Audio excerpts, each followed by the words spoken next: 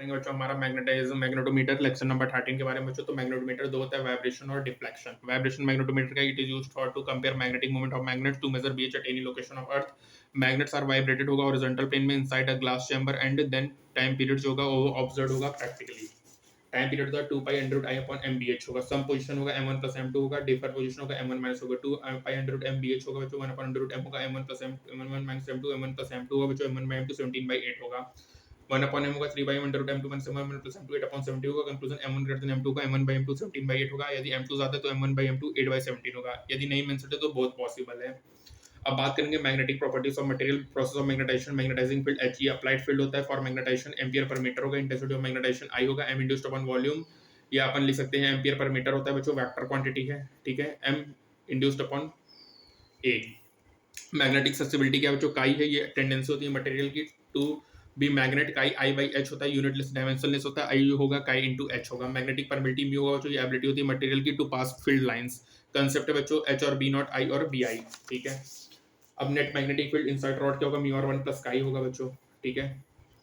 तो म्यू और क्या होगा 1 प्लस काई होगा। अब यहाँ पे मटेरियल है, ठीक है। इंटेंसिटी ऑफ मैग्नेटाइजेशन आई क्या होगा, काई इंटू H होगा। रिलेटिव परमिटिविटी म्यू और 1 प्लस काई होगा। परमिटिविटी क्या होगा, mu is equal to mu naught into mu R होगा, ठीक है।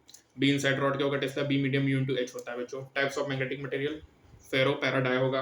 आई एंड H की बात करें तो आई बहुत ज्यादा होगा H से फेरो में, फिर पैरा में H ज्यादा होगा, डाया में भी H ज्यादा होगा।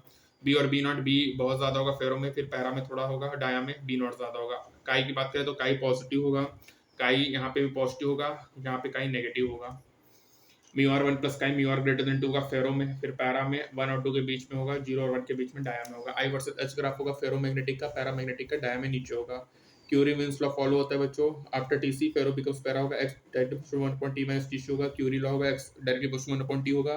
यहाँ पे टेंपरेचर पे इंडिपेंडेंट होगा, x डायरेक्टली प्रोपोर्शनल टू 10 की पावर 0 होगा। स्टेट की बात करें बच्चों तो फेरो जो होता है ओनली सॉलिड में होगा, सॉलिड लिक्विड गैस दोनों में होगा। पैरा और डाया भी सॉलिड लिक्विड गैस तीनों में होगा।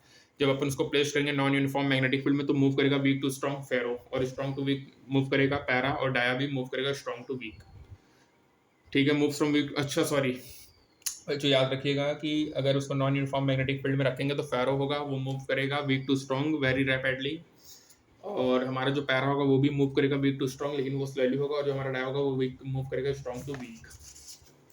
यहाँ पे देखिए लिक्विड है, लेवल बढ़ रहा है तो पैरा होगा, लिक्विड लेवल कम हो रहा है, डिसलाइक चल रहा है, डाया होगा। फेरो लिक्विड होता नहीं है, फेरो और पैरा पास है पोल से, डाया दूर है पोल से। नॉर्थ साउथ बच्चों फेरो है, नॉर्थ साउथ ऐसा है तो पैरा है बच्चों, यहाँ पे डाया है। फ्रॉग है, लटका है, लेविटेटेड है, फ्रॉग डायमैग्नेटिक है, मैग्नेट फ्रॉग को डिसलाइक कर रहा है।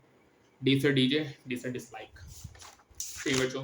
तो लेक्चर नंबर 13 में अपन ने क्या देखा भैया, मैग्नेटोमीटर के बारे में। वाइब्रेशन और डिफ्लेक्शन होता है। वाइब्रेशन मैग्नेटोमीटर होगा, कंपेयर करेगा मैग्नेटिक मूवमेंट्स, मेजर करेगा बीच at any location of earth. Magnet vibrated होगा हॉरिजॉन्टल प्लेन में इनसाइड अ ग्लास चैम्बर, उसका जो टाइम पीरियड होगा वो ऑब्जर्व प्रैक्टिकली होगा। टाइम पीरियड 2 पाई × m/bh होगा। Same position m1 + m2, differ position m1 - m2 होगा बच्चों। कंक्लूजन हो गया m1 / m2 17/8, 8/17 होगा, not mention both possible. Ampere per metre होगा, इंटेंसिटी क्या होगा m/a होगा, vector quantity. Ampere per metre होगा, मैग्नेटिक ससेसिबिलिटी काई I × काई × H होगा, काई इक्वल टू I/H होगा। Magnetic permittivity ability of material to fight field line, ठीक है। म्यू और 1 + काई होगा बच्चों, ठीक है। ये बता दिया I काई × H, म्यू और 1 + chi, mu is equal to mu naught × mu R, B medium mu × H होगा।